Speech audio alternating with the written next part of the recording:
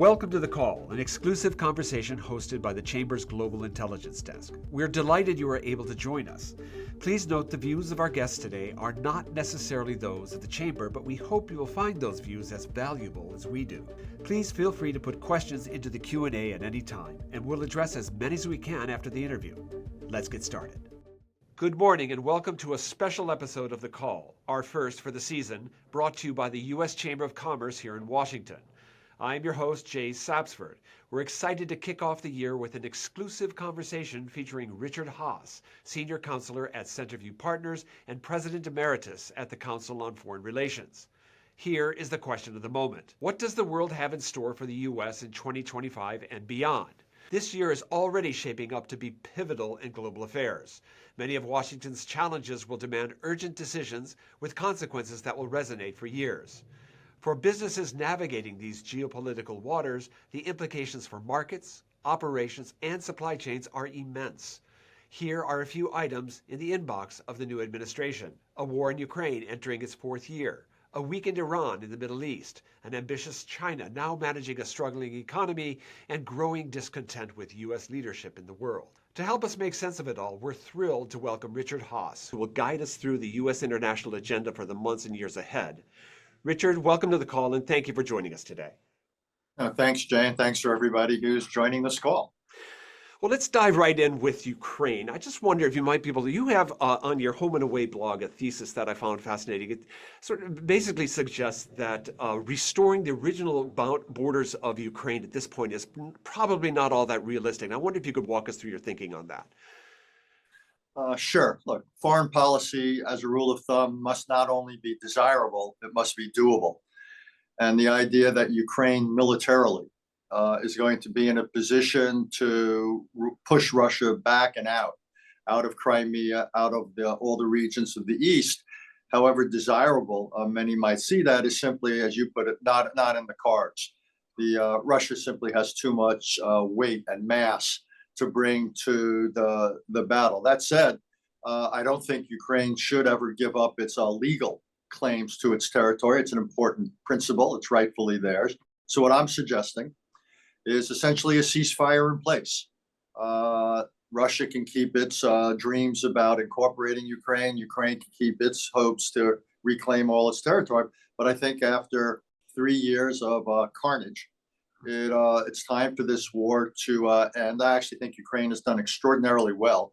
If we'd had this conversation 3 years ago, I don't think too many would have thought Ukraine could have held out as well as it's done. Essentially, the battlefield is not much different today than it was 3 years ago when this phase of the war began with the Russian invasion.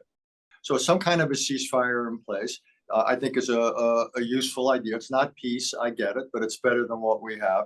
What I think it will take, though, more than anything, is Russia, Mr. Putin, to be persuaded that time is not on his side. He believes that the difference in strength between Russia and Ukraine will allow Russia to prevail, particularly if the United States and the West grows short of breath in supporting Ukraine. So I believe we have two diplomatic tasks, and by we in this case, really, I mean the United States and the Trump administration. One is to persuade Ukraine to settle for some type of a ceasefire in place. I think they are, so long as they get some of the security assurances they need. And then to persuade Vladimir Putin that more war will not give him more territory, much less the political control he wants. I can't sit here with 100% confidence and say that's what the administration will do, but I think there's a pretty good chance, despite some of the things that were said during the campaign. If one listens to what Donald Trump has said in the last couple of days, some of his warnings to Vladimir Putin, if one listens to Keith Kellogg, the retired general who's been named the special envoy for Ukraine and Russia, I think there's actually a pretty good chance that this administration knows it's not in the U.S. interest to abandon Ukraine. And so long as Ukraine is prepared to accept a compromise, if you will, then I think this administration is prepared to lean on Russia to also accept a compromise. Would that compromise allow Ukraine to, at some point, join either the EU or NATO? EU probably. NATO no time soon, for several reasons. One is there's not a consensus within NATO to allow them in. It might be wildly unacceptable to Russia if you want the war to end. Also, NATO is a territorial alliance. It defends land. Well, where are you going to draw the lines and so forth? So my sense at this point is a NATO commitment would be premature. I think you're looking at perhaps a long-term commitment to provide Ukraine with necessary arms. And I can imagine other kinds of security assurances and guarantees coming, say, from several European countries. And just like Russia has invited North Korean troops in, I can imagine Ukraine inviting the troops in from several of its neighbors. Perhaps we'll see some Polish soldiers in Ukraine. And what leverage does the U.S. and its allies have over Russia? These sanctions don't seem to have quite as biting as people had hoped. Fair enough, you're right. And it's, we tend to, I think, overuse sanctions as an instrument of foreign policy. We use them too often. And my own sense is we expect too much of them. That said, one can keep the sanctions in place. One can look for some select new sanctions. Mr. Trump has talked about tariffs. I think, though, the principal leverage comes from two things. One is if we make long-term military pledges to Ukraine, it takes away from Mr. Putin the confidence that time works in his favor. Ukraine has essentially fought Russia to close to a draw. If we provide Ukraine a commitment to provide them with significant munitions and equipment for years to come and take off some of the constraints, it seems to me Mr. Putin's confidence begins to get weaker. Second of all, the Russian economy, as you all know, is not in great shape. And so I don't think Mr. Putin has unlimited time to prosecute the war. He has real manpower shortages. The economy is not in good shape. The fact that he took North Korea in tells me something about his weakness. And I think it also a priority for the Trump administration needs to be to lean on China to become less of a supporter of Russia. That said, I think the complete isolation of Russia is not going to happen. China's there, North Korea's there. Just the other day, about a week ago, Jay, I think it was actually a week ago today, the president of Iran visited Russia and signed a new cooperation agreement with them. So I think we have to assume that in this world we now live in, the United States cannot totally isolate anyone, no matter how bad an actor we see them.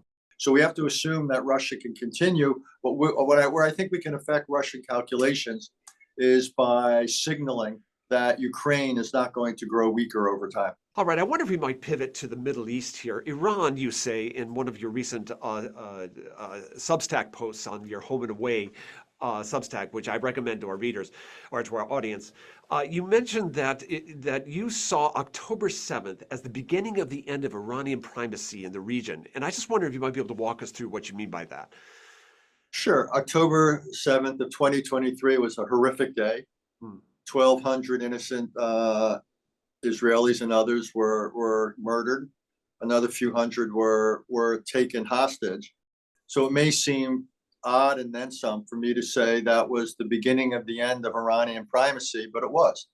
Israel has launched a ferocious response. We can have a separate conversation about some of the features of that response in Gaza, which I would argue some were effective, some were counterproductive, but that's not the conversation you just initiated. But over the last, 15 months, what have we seen? We've seen the dramatic military degradation of Hamas. We've seen the military devastation of Hezbollah.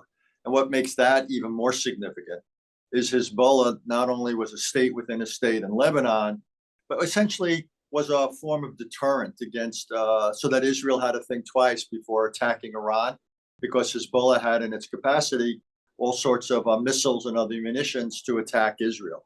And Israel has just decimated the leadership and Hezbollah's capacity as a fighting force.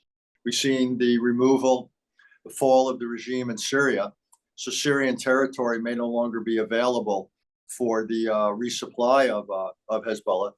And then we've also seen twice now in April and October, if my memory serves me right, Israel has demonstrated an ability to act with impunity over Iranian territory.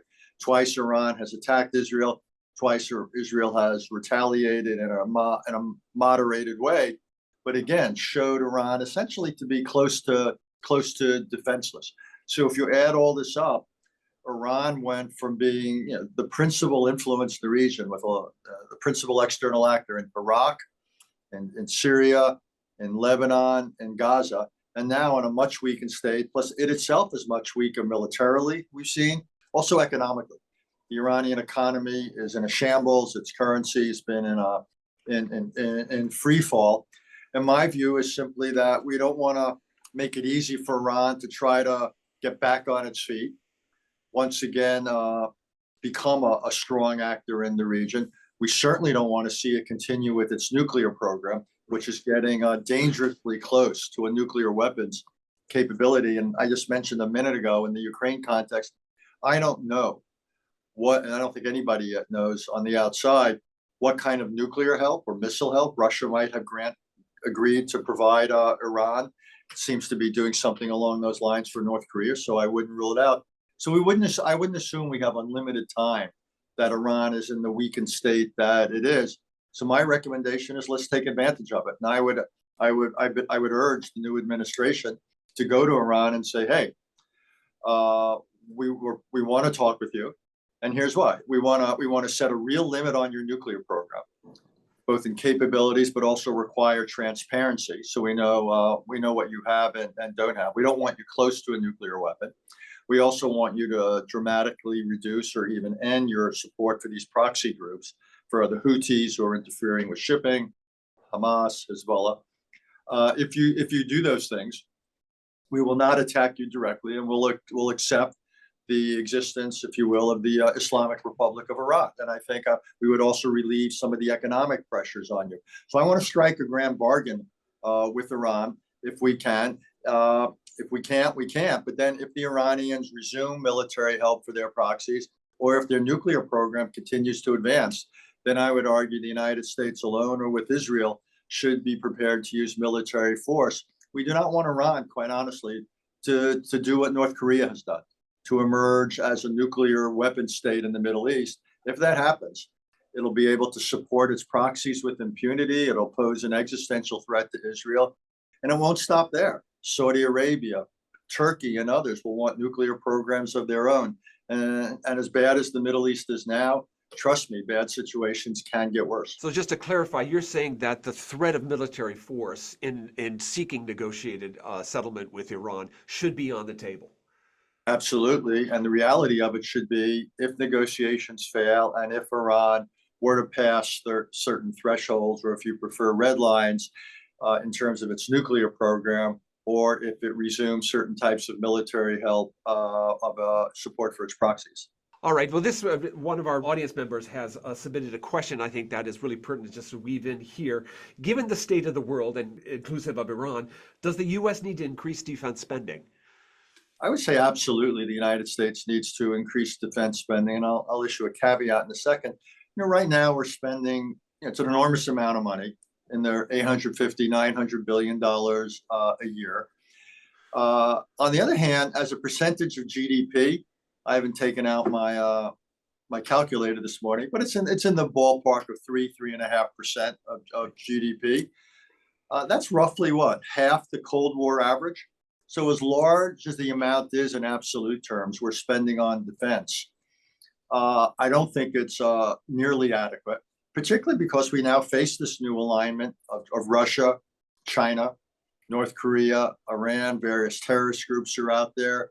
So this is a really dangerous world in three geographies, at least: the Middle East, Europe, and the Asia Pacific. So we need to spend more. That said, let me make a point. More important than spending more is spending smarter.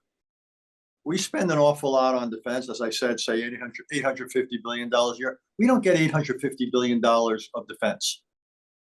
There's a lot of waste in there. There's a lot of terrible decisions, a lot of old, large, expensive, vulnerable weapon systems. So, people talk about the military-industrial complex, Jay. We actually have the military-industrial legislative complex. Too many weapon systems are determined by how many districts the weapon can be manufactured in. Part of me would like to reform the defense budget dramatically, and that would require help from within the Pentagon, place I worked in once, or with Congress and so forth. Might be that's too hard. So I'm almost playing around with the idea, and this is pretty radical, of almost two defense budgets: a traditional defense budget, and I would shrink it down, say bring it down to $750 billion or something, and then a second defense budget, say $100, $200 billion, very high tech, much more outside the traditional, and the big emphasis on drones, new technologies, and so forth. And that's only if the current budget is too hard to reform. So again, I think we need to spend more. But what I would love to see, and there's all this talk about DOGE, the Department of Governmental Efficiency. A serious issue would be a smarter defense spending. Give me 30 more seconds. I say the same thing about Europe. We spend all of our time saying the allies ought to spend more. They should, 2%, 3%, what have you. Again, the problem is less how much they spend than how they spend it. They spend several $100 billion on defense. Europe doesn't have it to show it because every country replicates what other countries do. There's no specialization. There's very little in the way of joint projects. So both when it comes to pressing allies and when it comes to ourselves, we need to put a much bigger emphasis on the quality of defense spending rather than the quantity. I think this is a good moment to pivot to China here, which is following its miraculous economic rise over the past few decades with a lot of diplomatic and military assertiveness on the global stage. Now the Chinese economy is really struggling. It says its economy grew by 5% last year, but I can tell you 6 economists off the top of my head will scoff at those numbers and saying that the actual growth rate is much lower, if not an actual recession. I wonder, in your view, what does a weaker China mean for its role on the global stage? I don't know any economist who deserves tenure who thinks that the Chinese economy is growing at 5%. Indeed, for years now. Yeah, let me give you my first rule of economics. Anytime a country says it's going to grow at a certain rate and then it grows at exactly that rate, means it didn't grow at that rate. That's what's been happening in China for years. You have targeted growth rates, which shockingly enough, it's good you're sitting down, almost always are met. And the numbers are meaningless because in many cases, they simply reflect government injections of money. So if you want to get quote unquote more growth, you can artificially bring it about. I don't know what the real numbers are. I'm not even sure the Chinese do in some cases. But let's assume it's considerably lower. Plus they have all sorts of pockets, shall we say, pockets of problems. Yes. In real estate sectors. So what does that mean? I see very little evidence that you're going to get wholesale reform in China. I believe Xi Jinping, who's now in his 3rd term, made the calculated decision that China would actually forego a degree of economic performance in order to maintain the control of the party and himself. I don't know if he calculated that at the get-go, say 12 years ago, but along the way, he seems to have made that decision because China has foregone certain types of reforms in order to keep control. I think he's very worried that a Deng Xiaoping, more market-oriented China will, one, be more corrupt, which is inconsistent with his initial anti-corruption initiative, and 2, potentially breeds political pushback. If you have a significant amount of economic independence, I think he fears that it would lead to political resistance to central control. And he simply is not willing to countenance that. And if that means compromising or sacrificing a degree of economic growth, so be it. And China has become more repressive over the last decade or so. Any one of people on this call who's visited China will nod their head and know what I mean. What does all this mean, though?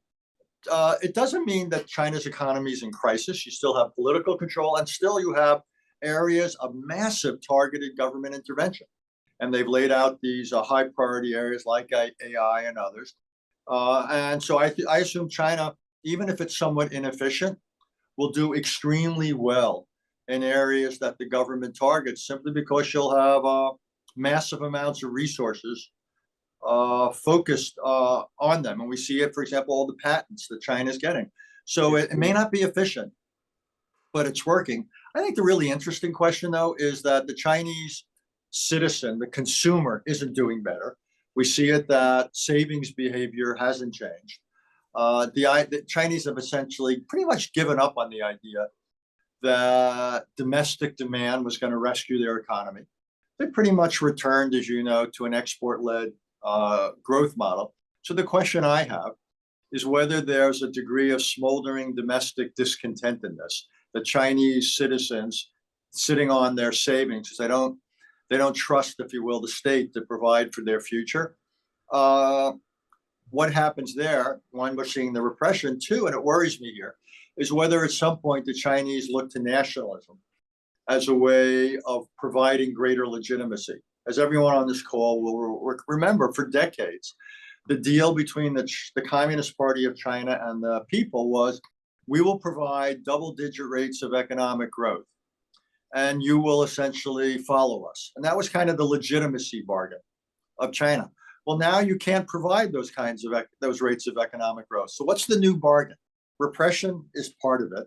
It's not a bargain that's imposed, but I worry that there may be an introduction of greater nationalism as a way of satisfying popular discontent.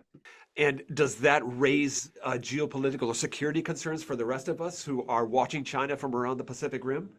Absolutely. I was speaking in code, but yes, that's what I mean by nationalism. And so I think it's quite possible early on we'll see some further challenges in the South China Sea, which China has not been, shall we say, honest about in terms of its ambitions. It's trying to take it over, it's militarizing it, and so forth. One of the early tests for the new administration could be some type of a confrontation between China and the Philippines. And I think the Chinese may use it both to strengthen their hold on the South China Sea, but also as a test case of what the United States is willing and able to do on behalf of an ally, a strategic partner. And obviously the big question is Taiwan at some point. Yeah. And I think that will be a factor both of Chinese, well, on one hand, Chinese ambitions and capabilities. Secondly, the degree to which they believe they've insulated themselves from potential Western economic responses. And they've been looking closely at the Russian experience. And obviously, they're going to make an assessment about the new administration's willingness to use military force in that part of the world. So I don't believe China is locked into any policy at this point. We, the United States, can and still should influence it. But I think it's an open question. When I look at the new administration, look, it's always hard to read Donald Trump. I get it. I've known him for a long time and so forth.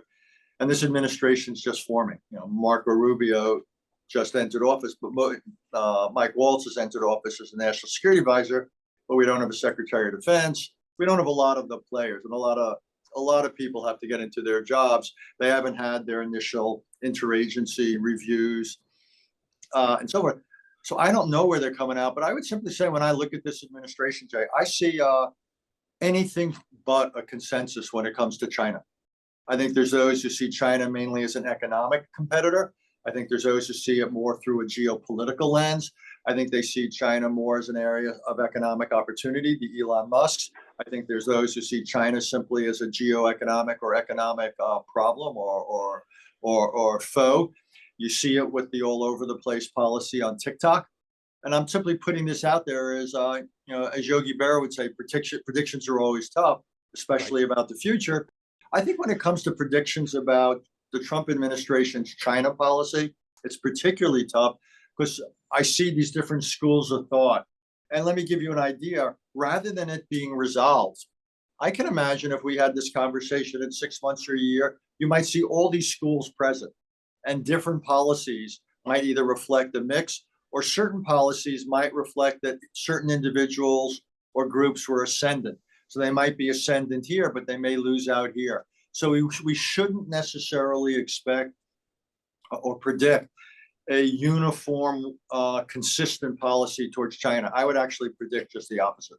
Okay, I wonder we might pivot here for our final set of questions to the role of the U.S. in the world. As a point of departure, I want to talk about Nippon Steel's bid to buy U.S. Steel and how we had a bipartisan rejection of that based on national security concerns. Now, I grew up in Japan. I know that they have been hosting 15 American bases for decades, from Misawa in the north all the way down to Okinawa in the south. You can't find a more staunch ally to us, and it just strikes me as ironic that national security concerns were used as a reason to block this merger, which economically made a lot of sense, certainly from the view of those of us here at the U.S. Chamber. I just wonder what you might be able to see in the Nippon Steel rejection and what it says about the U.S. role in the world.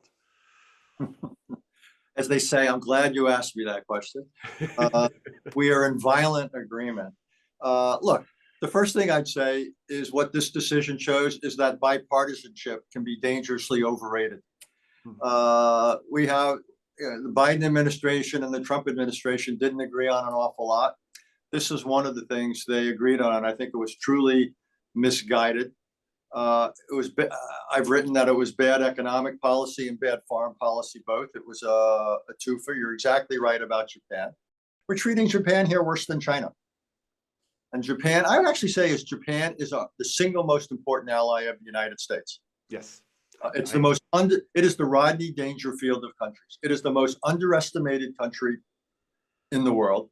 It's, everyone talks about India or China. Japan was still the third largest economy in the world. It has one of the largest, most capable militaries in the world. Japan often does things under the radar, consistent with Japanese politics and culture.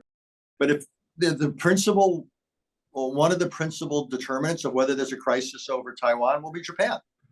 If China knows that it is going to tangle with Japan, I think it makes the Taiwan crisis that much less likely. Now, Japan wants to get certain signals and reassurances from us. So to treat Japan this way, as though their takeover of a U.S. deal was a threat to U.S. security, is preposterous. Let's just put that on the line. Preposterous. And again, we're going to end up losing jobs. This would have been good for U.S. Steel. I don't understand all the dynamics and the labor unions involved, but this will end up hurting. Look, I had private conversations with people in the Biden administration who said initially, yeah, we hear you.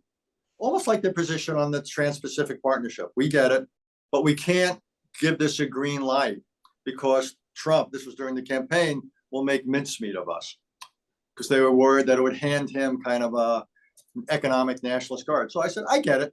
The assumption in the conversation, shows assumptions can be dangerous things, was that after the election, that the Biden administration would find its way to approve this deal.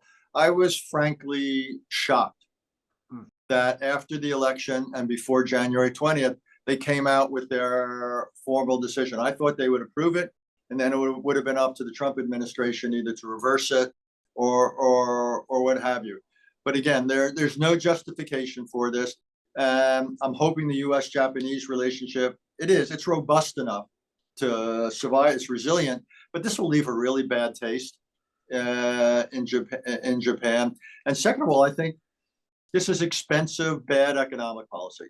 10 years from now, we're not going to have more of a U.S. steel industry or more jobs. Or if we do, each job will be several times more expensive as a result of this decision than it would have been otherwise. So again, I come back to where I began. This is bipartisanship at its worst. Well, we are in violent agreement on this. You put it. We'll have to leave it there. Our audience has had their morning shot of informational espresso, so we'll tackle the day now. And let me thank you, Richard, for Senior Counselor at Centerview Partners and President Emeritus at the Council on Foreign Relations. Very kind of you to swing by today. Thanks, Jay, and thank you all. A warm thank you to you, our members, for joining us today for this special exclusive episode of The Call. If you had a theme you would like us to cover, please feel free to reach out to us at the email on the screen, globalintel@uschamber.com. We are planning many shows in the coming weeks and months, and we welcome your suggestions and feedback. This has been The Call, brought to you by the Global Intelligence Desk of the U.S. Chamber of Commerce, asking the right questions to navigate uncertain times.